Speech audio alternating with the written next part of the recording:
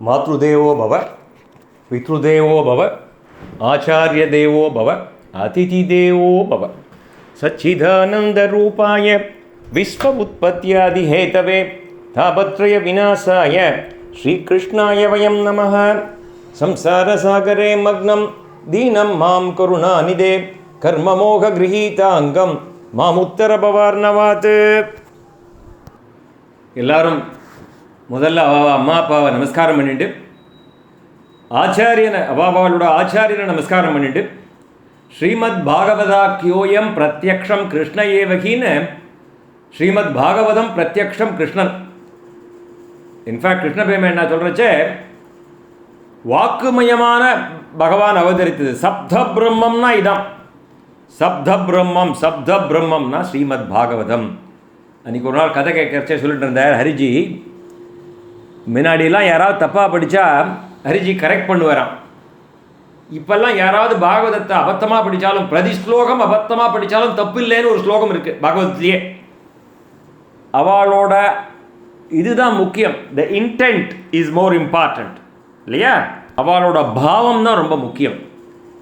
அதனால் ஹரிஜி இப்போல்லாம் யாரையும் கரெக்ட் பண்ணுறது இல்லையா. அவள் தப்பாக படித்தா அந்த பாகவதத்திற்கு உள்ளே இருக்கும் கிருஷ்ணனே அவளை கரெக்ட் பண்ணுவார். ஏன்னா பாகவதம் தான் கிருஷ்ணன்னு சொல்லியாச்சுன்னா அதில் இருக்கிற ஒவ்வொரு வார்த்தையும் கிருஷ்ணன். அதனால் அதில் இருக்கின்ற கிருஷ்ணனே அவளை கரெக்ட் பண்ணுவான்னு இப்போல்லாம் நான் கரெக்ட் பண்ணுறது இல்லை அப்படின்னு சொன்னார் அவர். அந்த மாதிரி பாகவதம் தான் கிருஷ்ணன். அந்த ஒரு பாவத்தோடு நாம் இந்த சத்சங்கத்துக்குள்ளே பிரவேசிக்கின்றோம்.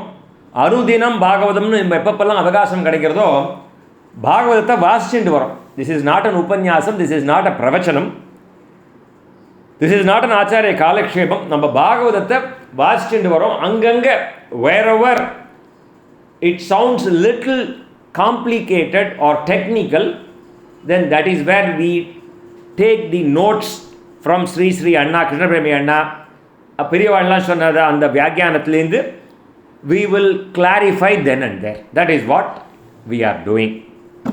இப்போ நம்ம எங்கே இருக்கோம்னா பாகவதத்திலே 3வது ஸ்கந்தத்திலே 5வது அத்தியாயத்தில் இருக்கோம்.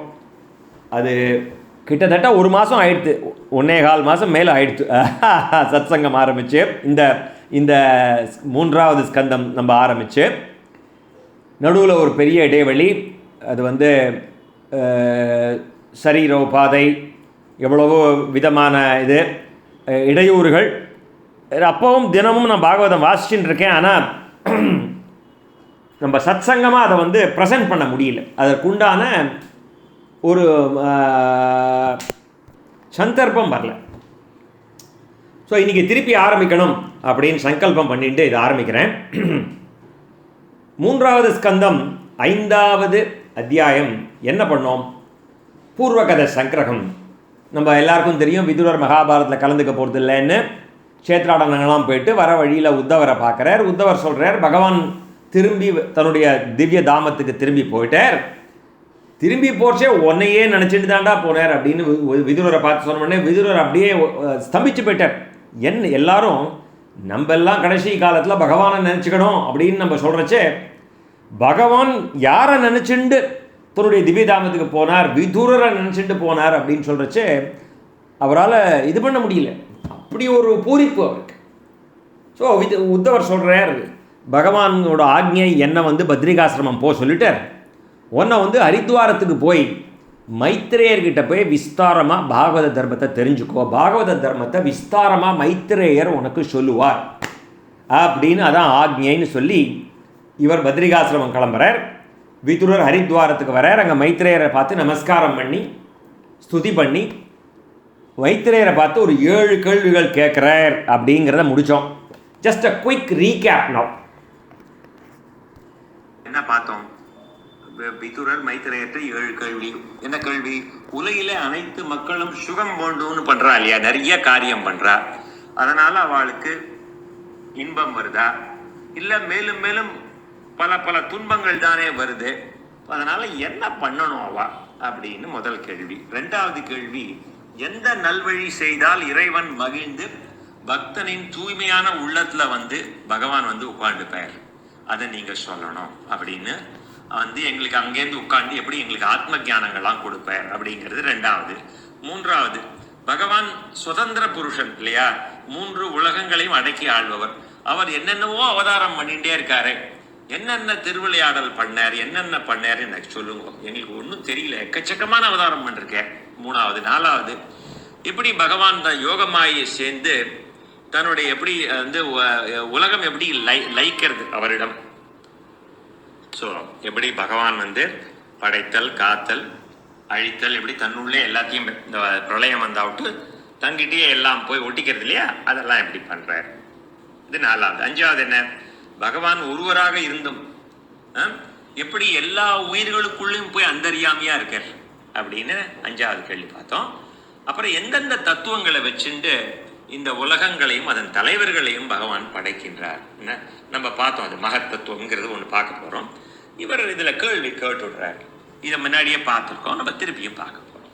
7வது, ஒவ்வொரு ஜீவனுக்கும் இயற்கையாகவே இயல்பு, செயல், மேனி ஆகியவை அவாவா ஏற்ற மாதிரி அந்தந்த கான்டினென்ட்ல அந்தந்த இதெல்லாம் படைக்கிறாரு.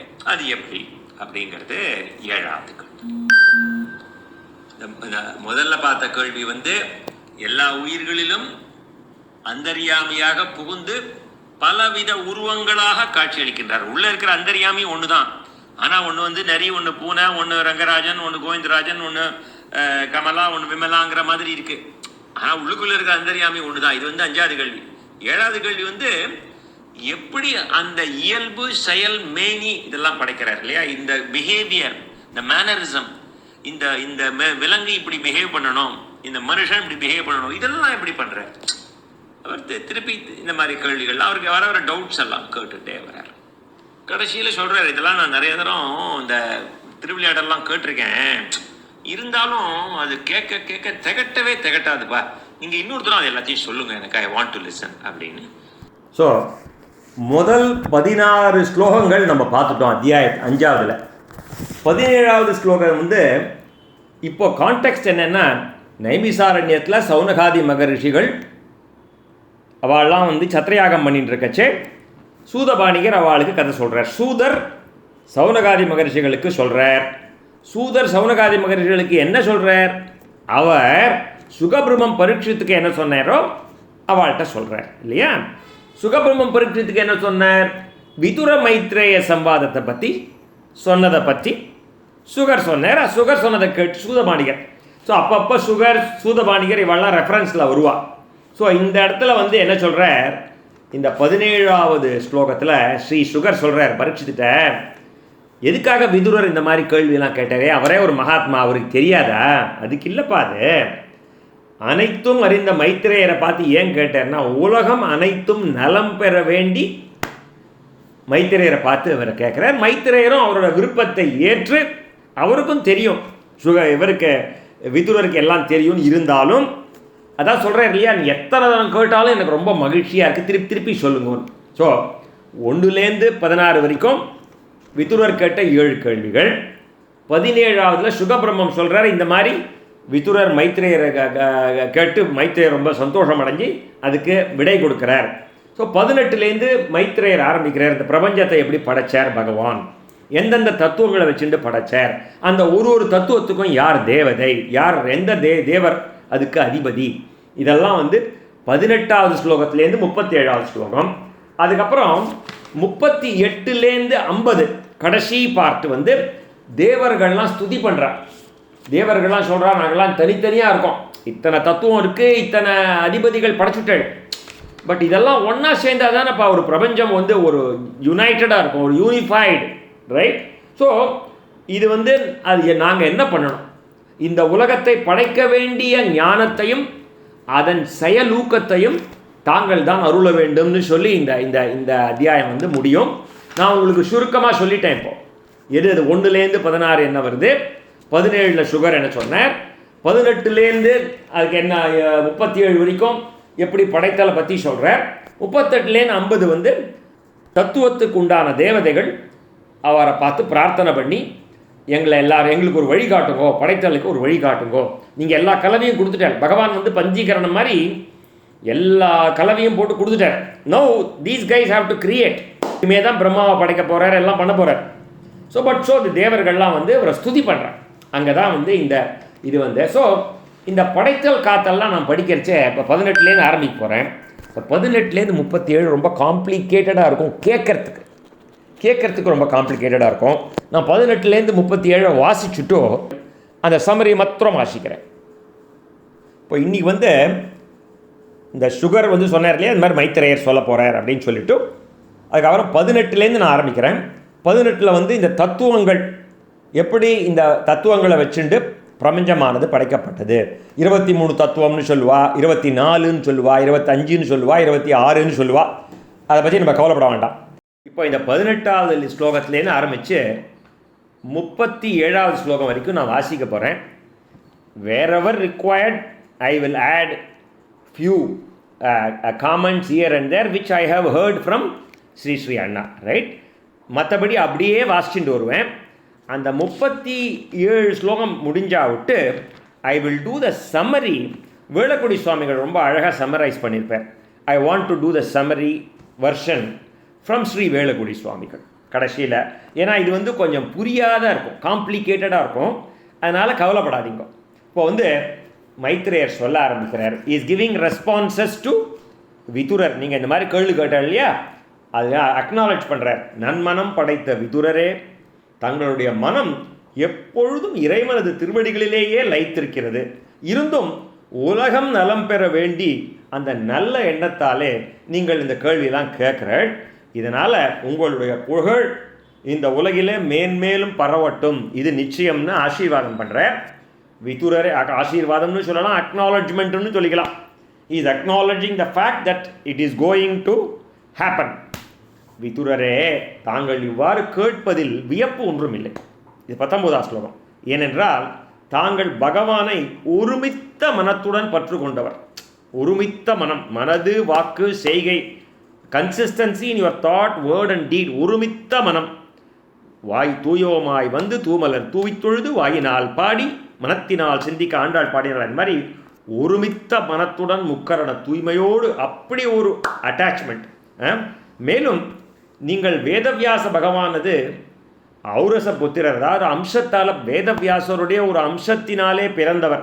நம்ம எல்லாருக்கும் தெரியும் இல்லையா, மகாபாரதத்தில் வந்து வியாச மகரிஷியோட சகோதரன் விசித்திர வீரியன். 2 பேருக்கும் தாய் வந்து சத்தியவதி. வியாசருக்கும் தாய் சத்தியவதி, இவருக்கும் விதுரருக்கும் தாய் சத்தியவதி. பராசரருக்கும் சத்தியவதிக்கும் பிறந்தவர் தான் வியாசர். இது வந்து மகாபாரதத்தில் நமக்கு தெரியும். அதுக்கப்புறம் எப்படி சத்தியவதி வந்து வியாசரை பிரேரணை பண்ணி இந்த மாதிரி எங்களுக்கு இதுவே இல்லையே, என்னுடைய வம்சத்தில் புத்திரமே இல்லையேப்பா, நீ தான் ஒன்று இது பண்ணணுங்கிறச்சே தான். அப்போ தான் எப்படி திருதராஷ்டிரன் பிறக்கிறார், பாண்டு பிறக்கிறார். அவாத்து அந்த தாசியின் வயிற்றிலே வேதவியாசரோது இன்னருளாலே பிறந்தவர் தான் நம்ம விதுரர். அதெல்லாம் இங்கே சொல்லி அக்னாலேஜ் பண்ணுறார். நீ வேதவியாசருடைய அம்சம் பா நீ.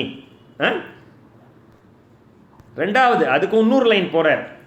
அவரவர்களுடைய செய்வினைகளுக்கு ஏற்ப தண்டனை அருளும் யமதர்மராஜரின் அம்சமும் கூட இல்லையா. பிறப்பால் இங்கே யார் மூலமாக வந்தார் பூலோகத்துக்கு, பட் இவர் பிறக்கிறதுக்கு யார் இவர் ஆக்சுவலாக யார், எதுக்காக பூலோகத்துக்கு வந்தார்? பூலோகத்துக்கு யமதர்மராஜருடைய அம்சமாக இங்கே வந்தார். எப்படி இங்கே வந்தார்? எல்லாமே ஒரு வியாஜம். மாண்டவிய மகரிஷியோட சாபம். மாண்டவிய மகரிஷியோட சாபத்தாலே யமதர்மராஜரின் அம்சமாக வியாசரின் அருளாலே பிறந்தவர். சரியா? ஸோ இதெல்லாம் வந்து மகாபாரதத்தில் ஒரு கான்டெக்ஸ்ட்டு. 21 தாங்களோ பகவான் ஸ்ரீ கிருஷ்ணனுக்கும் அவரது அடியார்களுக்கும் மிகவும் பிரியமானவர். ஆகவே பகவான் வைகுண்டம் செல்லும் பொழுது தங்களுக்கு ஞானோபதேசம் செய்யுமாறு என்னிடம் கூறினார். பகவான் என்ன பண்ணார்? திரும்பி போர்ச்சே உத்தவருக்கும் மைத்திரேயருக்கும் நிறைய விஷயங்கள், இந்த உத்தவ கீதையெல்லாம் சொல்லிட்டு வரச்சே உத்தவ கீதையை உத்தவருக்கு பிரத்யேகமாக சொன்னார். சில விஷயங்கள் மைத்திரேயருக்கும் உத்தவருக்கும் சேர்த்து சொன்னார். ஸோ அந்த மாதிரி சொல்கிறச்சே மைத்திரேயர்கிட்ட சொன்னார், இந்த மாதிரி வியாசர் இவர் வருவான், விதுரர் ஒருவர், அவருக்கு நீ எல்லா விஷயமும் சொல்லுப்பா அப்படின்னு சொல்லிட்டு போயிருக்கிறதான் சொல்கிறார். இங்கே வைகுண்டம் செல்லும் பொழுது தங்களுக்கு ஞானோபதேசம் செய்யுமாறு பகவான் எங்கிட்ட சொல்லிட்டு போயிருக்க. ஆகவே இப்போது பகவானது திருவிளையாடல்களின் முக்கியமாக நான் என்ன சொல்ல போகிறேன், எல்லாத்தையும் சொல்ல போகிறதில்ல. இப்போ எங்கே ஸ்டார்ட் பண்ணுறேன்னா, ஒன்று ஒன்றா ஸ்டார்ட் பண்ணுவோம். நீ கேள்வி கேட்டலையா, 7 கேள்வி. பிரபஞ்சத்தோட படைப்பு, காத்தல், லயம், ஸ்ருதி, சிருஷ்டி, ஸ்திதி, சம்ஹாரம். படைத்தல், காத்தல், அழித்தல். அழித்தல்னா இங்கே என்ன? படைத்தல், காத்தல், லயம். அழித்தல்னா இங்கே லயம், அதாவது அனிஹிலேஷன் சொல்வார். அதாவது பிரளயம் வரும், ஒரு கல்பம் முடியச்சையும். நம்ம இந்த பூஹு போக சுவக நித்திய பிரளயம், நைமிஷ்டீக பிரளயம், ஆத்தியந்தீக பிரளயம், பிராகிருத பிரளயம், பலவிதமான பிரளயங்கள் இருக்குது. அந்த பிரளயம் வரைச்சே இந்த சேத்தனம் அச்சேதனம், அச்சித்து உயிருள்ள பொருட்கள், உயிரற்ற ஜடம் எல்லாம் போய் பகவானுடைய உடலில் போய் ஒட்டிக்கும் இல்லையா? அது லயமாயிடும், பகவானிடம் போய் லயமாயிடும். அதுதான் அந்த படைத்தல், காத்தல், லயம். இதை பற்றி நான் உனக்கு சொல்கிறேன். இவையெல்லாம் பகவானுடைய யோக மாயையின் சக்தியால் செய்பவை. நோட் பண்ணிக்கோ, பகவான் யோக மாயை உபயோகம் பண்ணி இதெல்லாம் பண்ணுற. இதெல்லாம் நான் முன்னாடி ஒரு தடவை பார்த்துருக்கோம். எப்படி ஒரு பஞ்சீகரணம்னு பஞ்சபூதங்களை போட்டு ஒரு கலவை பண்ணி ரெடியாக வச்சுருப்பார். அப்புறம் அந்த தேவதைகளை கொண்டு வந்து என்னென்ன படைக்கிறார், பிரம்மாவை வச்சுட்டு என்ன படைக்கிறார், அதெல்லாம் பார்த்தோம். இன்னொரு தூரம் ஆக்சுவலாக இந்த இடத்துல விதுர மைத்ரேய சம்வாதத்தில் இது வருது, அங்கங்கே வரும்.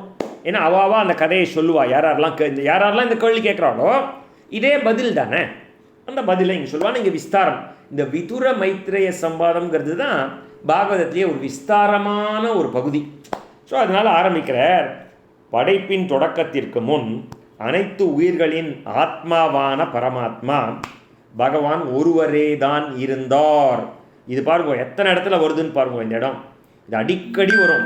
சதுஸ்லோகி பாகவதத்தில் வரும். இதுக்கு முன்னாடி முதல் ஸ்லோகமே அதுதான். பகவான் பாகவதத்தோட முதல் ஸ்லோகம் ஜன்மாத் யஸ்ய யதஹ. அது பிரம்மசூத்திரம். பாகவத மொத்த விஷயத்தையும் அஃபாரிசம் சூத்திரமாக ஒரு 530 சூத்திரமாக பண்ணி வச்சுட்டு போயிட்டார். 530+ சூத்ராஸ். அந்த ஜன்மாத் யஸ்ய யதஹ அப்படிங்கிறதே கிட்டத்தட்ட 500 பக்கத்துக்கு வியாக்கியானம் பண்ணவாள்லாம் இருக்கா. டோங்கிரி மகராஜுங்கிறவர் நம்ம கிருஷ்ணபெருமானாவே பல மணி நேரம் அதுக்கு வியாக்கியானம் கொடுத்துருக்கா. அவள்லாம் உபன்யாசம் பண்ணிருக்காத. பிரம்மாத்யஸ்ய யதஹ, இந்த பிரபஞ்சம் படைக்கிறதுக்கு முன்னாடியும் நான் தான் இருந்தேன். இதுக்கு முன்னாடி இந்த பிரபஞ்சத்தை நீ பார்க்குறியே, அதுக்கு முன்னாடி யார் இருந்தா, என்ன இருந்தது? நான் தான் இருந்தேன். இப்போவும் நான் தான் இருக்கேன். இந்த பிரபஞ்சம் லயமாறுது இல்லையா, எங்கிட்ட தான் லயமாறுது. இந்த பிரபஞ்சத்தில் எல்லாம் அழிஞ்சா விட்டு அனிஹிலேட் ஆனா விட்டு அப்போவும் நான் தான்டா இருக்கேன். முன்னாடியும் நான் தான் இருந்தேன், இப்போவும் நான் தான் இருக்கேன். எல்லாமே பிரம்மம். எல்லாமே நீ பார்க்கும் எல்லாமே பிரம்மம் தான். படைப்பின் தொடக்கத்திற்கு முன் அனைத்து உயிர்களின் ஆத்மாவான பரமாத்மா பகவான் ஒருவரே தான் இருந்தார். விதுரர் சொல்கிறார். இதெல்லாம் பார்ப்பவரோ பார்க்கப்படுபவரோ இல்லை, எல்லாமே அவர் தான். முன்னாடி இதுக்கும் ஒரு உதாரணம் பார்த்துருக்கோம். நிமித்த காரணம், உபாதான காரணம், சககாரி காரணம்னு ஒரு உதாரணம் பார்த்தோம். ஒரு குயவன் ஒரு பானையை பண்ணுறான்னா அந்த குயவனுக்கு பானை பண்ணுறதுக்கு அந்த சக்கரம் வேணும், களிமண் வேணும், குயவன் வேணும். குயவன் தான் நிமித்த காரணம், அந்த களிமண் தான் உபாதான காரணம், அந்த சக்கரம் and other instruments to make it தேவர் சககாரி காரணம். இதெல்லாம் ஒரு பானையை பண்ணுறதுக்கு. இந்த பிரபஞ்சத்தை பண்ணுறச்சே எல்லாமே அவன் தான். பண்ணுறவனும் அவன் தான், பண்ணுகின்ற அந்த யந்திரமும் அவன் தான், அந்த பொருள் அந்த களிமண் மாதிரி இந்த பஞ்சீகரணம் இதெல்லாமும் அவன் தான். எல்லாத்துக்குள்ளும் அந்தர்யாமியாக அவன்தான் இருக்கிறான். பார்ப்பவரோ பார்க்கப்படுபவரோ இல்லை. நல்லா புரிஞ்சுக்கணும். எல்லாமே அவன் தான். அவனை வச்சுட்டே அவனை பண்ணுறோம். அதை தான் இங்கே ரொம்ப ஸ்ட்ராங்காக சொல்வேன். படைப்பின் பின் பலபடியாக தோன்றும் அனைத்துமே அவர்தான். அவ்வளவுதான். அவருடைய விருப்பம் தனித்திருப்பதே. ஆதியம் ஜோதியை அங்கு வைத்து இங்கு பிறந்தார்னு பாடினார் ஆழ்வார் இல்லையா? அதாவது பூலோகத்தில் பல விதமான அவதாரங்கள் எடுத்திருக்கார். அப்போ அங்கே யார் இருக்கா? அங்கேயும் இருக்கார், அங்கேயும் பூர்ணமாக இருக்கார். அங்கே ஒரு கோல்டு பண்ணுறோன்னா அங்கே 100 கிராம் கோல்டில் இங்கே 10 கிராம் கிருஷ்ணர், 10 கிராம் ராமர், 10 கிராம் வாமனராக வரல அவர். இதுவும் பூர்ணமாக ராமர் கிருஷ்ணர் மாதிரி வர. இங்கேயும் இன்ஃபினிட்டியாக தான், இன்ஃபைனைட் பர்சன், அங்கேயும் இன்ஃபைனைட் பர்சன். அதனால் infinity minus anything is also infinity. பூர்ணமாக தான் இருக்கார் அவர் எல்லா இடத்துலையும். அதனால் அங்கேயும் இருக்கார், தனித்தும் இருக்கார், இங்கேயும் ஒன்றாவும் இருக்கார், ஒவ்வொன்றுத்துக்குள்ளே அந்தர்யாமியாகவும் இருக்கார், எல்லாம் அவனோட மாயையை உபயோகம் பண்ணி வரார். அவரே பார்ப்பவராகி பார்க்க தலைப்பட்டார். ஆனால் அப்பொழுது வேறு ஒன்று இன்றி அவர் ஒருவரே இருந்ததால் அவரால் பார்க்க முடியவில்லை. தானே தன்னை பார்த்துக்க முடியல, அதுக்கு நம்ம கண்ணாடி வந்துருக்கேன் அந்த மாதிரி.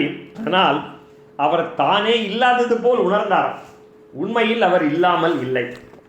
அவரது சித்த சக்தியான அந்த சித் சக்தி, அந்த ஞானம் உறங்கவில்லை. அவரது யோகமாயா சக்திகள் தான் உறங்கிக் கொண்டிருந்தன. பார்க்கப்படும் பொருள் இல்லாமையால் பார்த்தல் என்பது இல்லாதது போல் ஆகியது. அதனால் சிலதெல்லாம் புரியலைன்னா கவலைப்படாதீங்க, பின்னாடி சம்மரைஸ் பண்ணுறேன். இது முன்னாடியே சொல்லிட்டோம், எல்லாமே அவர் தான்னா அவ்வளோதான். பார்ப்பவன் தனித்தனி கிடையாது, எல்லாமே அவர் தான். That's it, period. அது மாத்திரம் தெரிஞ்சுட்டா போகிறோம். விதுரரே, தாங்கள் பாக்யவான். பார்ப்பவன் பார்க்கப்படுபவன் என்கின்ற எண்ணத்தை தோற்றுவிக்கும் சக்தி தானே பகவானது காரிய காரண ரூபமான மாயா சக்தி. இந்த மாதிரி தோன்றதே, இது மாதிரி தோன்றதே என்னது, எதனால்? அதான் மாயா சக்தி. உள்ளதும் இல்லாததுமான சொல்லுக்கு அடங்காத இந்த மாயா சக்தியை கொண்டுதான் பகவான் இந்த பிரபஞ்சத்தை படைக்கின்றார் அப்படின்னு ஆரம்பிக்கிறார். மாயை என்பது 3 குணங்களினால் ஆனது. 3 குணம்னா நமக்கு தெரியும், சத்வகுணம், ரஜோகுணம், தமோகுணம். இவை 3ம் ஒரே காலத்தில், அதாவது டு ஸ்டார்ட் வித் பிரபஞ்சத்தை படைக்கிறதுக்கு முன்னாடி இதெல்லாம் யூஸ் பண்ணுறார் அவர். இதெல்லாம் யூஸ் பண்ணுறதுக்கு எப்படி வேதம் ஒன்றா இருந்தது, வேதவியாசர் பிரித்தா மாதிரி முன்னாடியெல்லாம் ஒன்றா இருந்தது. இந்த 3 குணங்கள்லாம் ஒரு காலத்தில் எல்லாம் சமமாக இருந்தது. அப்போ ஒருவித சலனமும் இல்லை.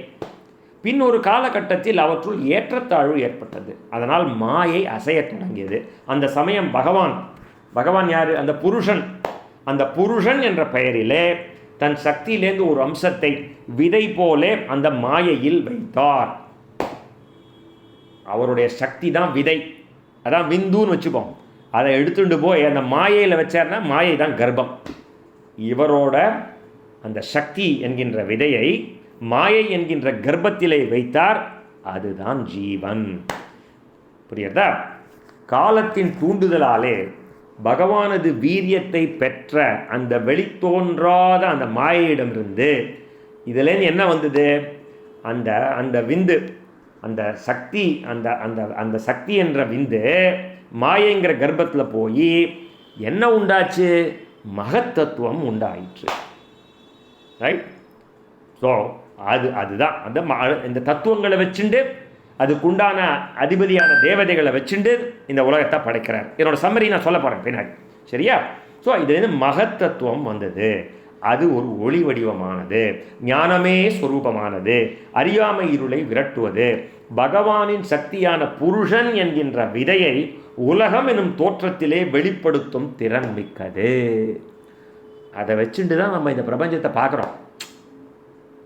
அதை வச்சுட்டு தான் அதை பார்க்குறோம். அவ்விதம் உருமாற்றம் அடைந்த மகத்தத்துவத்திலிருந்து செயலுருவான ஆதிபூதத்திற்கும் செயற்கு காரணமான அத்தியாத்மத்திற்கும் செயல் புரிவோரான ஆதி தெய்வத்திற்கும் இடமாகிய 5 பூதங்கள், 10 புலன்கள், மனம் மற்றும் அவற்றின் அதிஷ்டான தேவதைகளான மாற்றங்களுக்கு ஆட்பட்ட அகம் உண்டாயிற்று. சக்தி என்கின்ற விதையை மாயங்கிற கர்ப்பத்தில் வச்சு மகத்தத்துவம் வந்தது. மகத்தத்துவத்திலேருந்து என்ன வந்தது? அகம் அப்படின்னு ஒன்று வந்தது. சரியா? மகத்தத்துவத்திலேருந்து அகம் தத்துவம் வந்தது.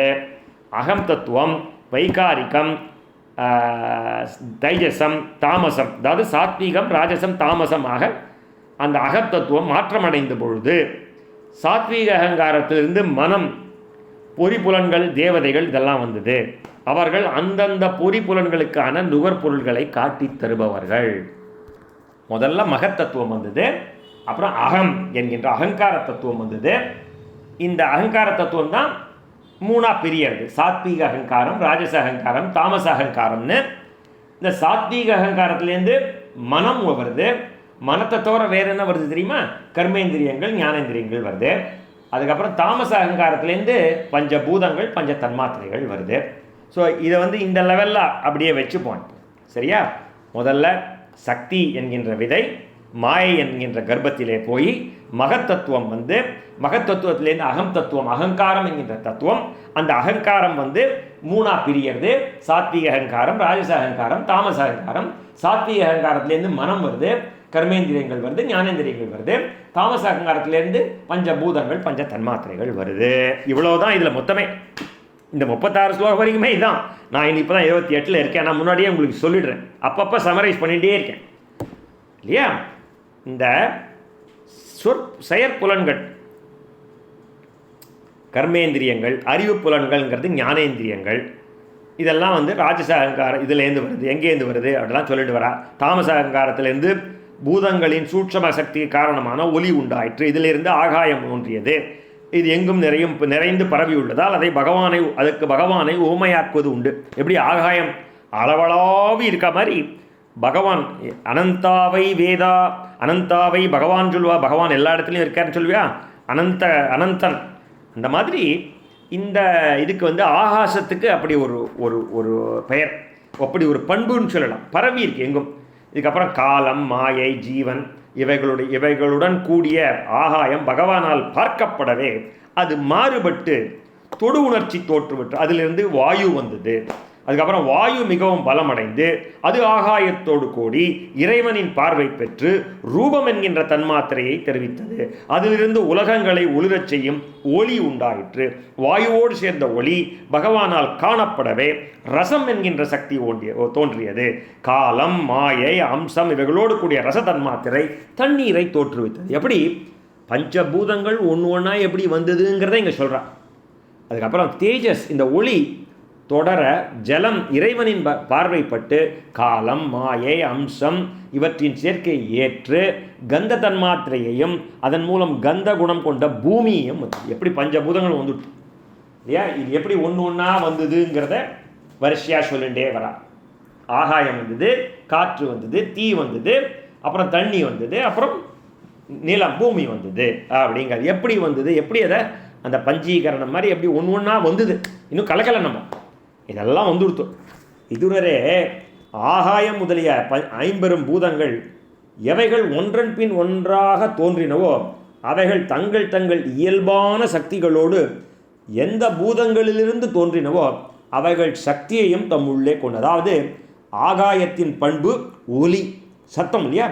காற்றுக்கு தொடு உணர்ச்சி, தொடு உணர்ச்சியோடு கூடிய ஒலி காற்றுக்கு ரெண்டும் இருக்குது. அக்னிக்கு ரூபம், ஒலி, தொடு உணர்ச்சி வரிசையாக வரார்.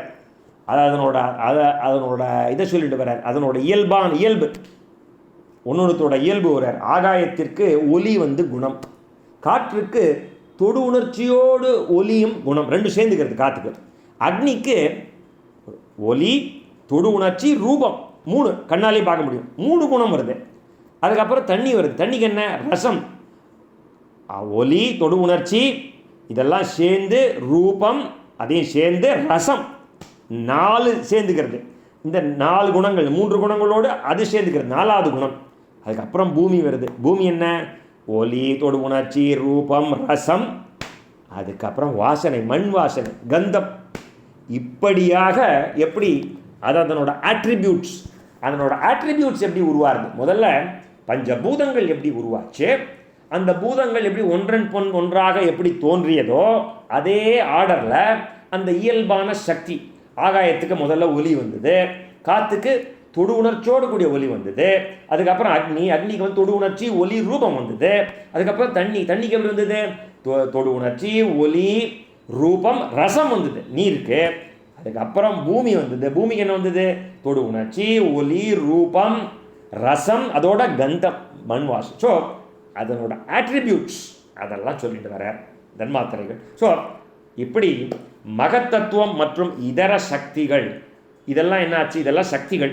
இதனுடைய அதிஷ்டான தேவதைகள்லாம் பகவானுடைய அம்சங்கள். பகவான் வந்து சும்மா எல்லாத்தையும் கிரியேட் பண்ணிடல, ஒன்னொன்றுத்துக்கும் ஒரு அதிஷ்டான தேவதை. அக்னின்னா அக்னி தேவதை, நம்ம சுவாகாலாம் போடுறோம் இல்லையா, அது அக்னி தேவதை வழியாக தான் நாங்கள் மேலே போகிறது. ஸோ ஒன்னொன்றுத்துக்கும் ஒரு அதிஷ்டான தேவதை இருக்குது. அதெல்லாம் எல்லாமே பகவானுடைய அம்சங்கள். காலம் ரூபத்தை மாற்றுவது, மாயை இதை இயக்குவது, ஜீவன் அறிவை தருவது. இவைகள் ஒன்றோடொன்று சேராது தனித்தனியாக இருந்ததால் இந்த பிரபஞ்சத்தை தோற்றுவிக்க இயலவில்லை. எல்லாம் தனித்தனியாக இருந்தால் என்ன ஆகும்? ஒன்றும் பண்ண முடியாது. எல்லாத்தையும் சேர்த்து கலவை போட்டால் தானே ஒரு பில்டிங் கட்ட முடியும். மண், சிமெண்ட்டு இதெல்லாம் போட்டு ஒரு கலவை, தண்ணீர் இதெல்லாம் போட்டு கலவை பண்ண தானே கட்ட முடியும். ஆகவே இப்போ இந்த அதிஷ்டான தேவதைகள் இருக்கா இல்லையா, அவெல்லாம் கையை கூப்பிண்டு பகவானை ஸ்தோத்திரம் பண்ணுறா. இது 38ஆவதுலேருந்து பார்க்க போகிறோம். இப்போ 37 வரைக்கும் ஒரு சம்மரைஸ் பண்ணிடுறேன். நம்ம வேலுக்குடி சுவாமிகள் பண்ண சமரி. மகா பிரளயத்தின் போது அறிவற்றவையான அச்சித்து அறிவுள்ள ஆத்மாக்களும் பெயர் மற்றும் உருவ வேறுபாடுகள் அற்று நாராயணனோட திருமேனியில் சூக்ஷமமாக ஒட்டி கொண்டிருக்கும். இது சுவாமிகள் சொல்லிருக்கார். ஸோ நம்ம முன்னாடியே பார்த்தோம், நம்ம எப்படி நம்மளோட சனாதன தர்மத்தில் the world is not created from scratch. சிருஷ்டி, ஸ்திதி, லயம். ஒரு பிரளயம் வரைச்சையும் போய் பகவான்கிட்ட லயம் அடைஞ்சிடும். அதை தான் இங்கே சொல்கிறார். எப்படி மகா பிரளயத்தின் பொழுது அறிவற்றவையான அச்சித்துக்களும் அறிவுள்ள ஆத்மாக்களும் பெயர் மற்றும் உருவ வேறுபாடுகள் அற்று, இப்போ ரங்கராஜன், கோவிந்தராஜன், கேசவன், மாதவன், நரி, நாயி, ஆலமரம், வேப்பமரம்னு இருக்கும். பெரிய பிரளயம் வந்தாவிட்டு எல்லாம் ஒன்றாயிடுச்சு. எல்லாம் மண்ணோட மண்ணாக போய் கடைசியில் எங்கே போய் ஒட்டிக்கிறதுனா பகவானுடைய திருமேனியில் போய் ஒட்டிக்கிறது தான். ஸோ அப்போ ஒன்றும் உருவ வேறுபாடுகள் ஒன்றும் கிடையாது. அந்த நாராயணனோட திருமேனியில் போய் ஒட்டிக்கும், சூக்ஷமமாக ஒட்டிக்கும். செயல்பட முடியாமல் இருக்கின்ற இந்த ஆத்மாக்களின் பரிதாப நிலையை கண்டு இது அன்னவர் சொல்கிறார். கருணை கொண்டு பகவான் இவர்களுக்கு உடலையும் அறிவையும் கொடுத்து இந்த மாதிரி செயலற்று கிடக்கிறதே, அது ஏதாவது ஒரு பக்தியோ சரணாகதியோ பண்ணி முக்தி அடையட்டோன்னு சொல்லி படைப்பை பகவான் ஆரம்பிக்கின்றான். படைப்பு எப்படி ஆரம்பிக்கிறது? ஒரு பிரளயத்துக்கு அப்புறம் திரும்பி படைப்பு வருது இல்லையா? ஒரு பிரளயத்துக்கு அப்புறம் வருது. நம்ம கர்மத்தினால பண்ணுற படைப்பு வேறு, அது வெவ்வேறு பிரளயம். நித்திய பிரளயம், நைமிஷ்டிக பிரளயம் வர மாதிரி இந்த பிரளயத்தின் போது, மகா பிரளயத்தின் போது நான் சொல்கிறது, இப்போ இந்த மகா பிரளயத்தின் போது திருப்பி நம்ம பகவான் இந்த ஆத்மா மேலே பரிதாபப்பட்டு அதுக்கு கர்ணகலைபரங்கள்லாம் கொடுத்து, கை கால் மூக்கு எல்லாம் கொடுத்து, டேய் எப்படியாவது இந்த ஆத்மா சத்கதி அடைஞ்சால் போகும், திருப்பி பிறவி எடுக்கப்படாது, ஏதோ பக்தியோ சரணாகதியோ பண்ணி திருப்பி முக்தி அடைய வைப்போம்னு கருணை கொண்டு திருப்பியும் பூலோகத்துக்கு அனுப்புகிறார். பெருமானின் உடலிலே சூக்ஷமமாக ஒட்டி கொண்டிருக்கும் ஆத்மாக்களும் அச்சித்தும் என்ன பண்ணுறது? மாறுதலை அடைந்து இல்லையா? முதல்ல எல்லாம் போய் ஒட்டிக்கிறது. அப்போ மாறுபாடே கிடையாது, எல்லாம் ஒன்று. நரி ஒன்று, நாய் ஒன்று, வேப்பமரம் ஒன்று, ரங்கராஜன் ஒன்று, எல்லாம் ஒன்று. அப்போது இப்போ என்ன பண்ணுறார்? மாறுதலை அடைந்து பெயர் உருவ வேறுபாடுகளோடு ஸ்தூலமான நிலையை அடைவதே. சூக்ஷமமாக ஒட்டிக்கிறது இப்போ ஸ்தூலம், திடப்பொருள் ஆகிட்டு. ஸ்தூலமான நிலையை அடைவதே சிருஷ்டி. விதுரருக்கு மைத்ரேயர் சொல்கிறார். அதை நம்ம வேலுக்குடி சம்மரைஸ் பண்ணிருக்கார். நம்ம அதை படிச்சிட்டோம் ஸ்லோகங்கள்லாம். இதை தான் இவர் அதுக்கு வியாக்கியானம் கொடுத்துருக்கார். ஸோ எப்படி பகவான் அந்த விந்து பார்த்தோம் இல்லையா, அந்த சக்தியிலேருந்து அந்த விந்துலேருந்து மகத்தத்துவம் வருது. அந்த மகத்தத்துவத்திலேருந்து அகம் தத்துவம் வருது, அதான் அகங்காரம் வருது.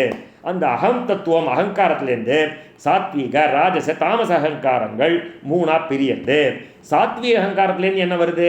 காது, தோல், கண், நாக்கு, மூக்கு என்கின்ற 5 அறிவு புலன்கள் வருது.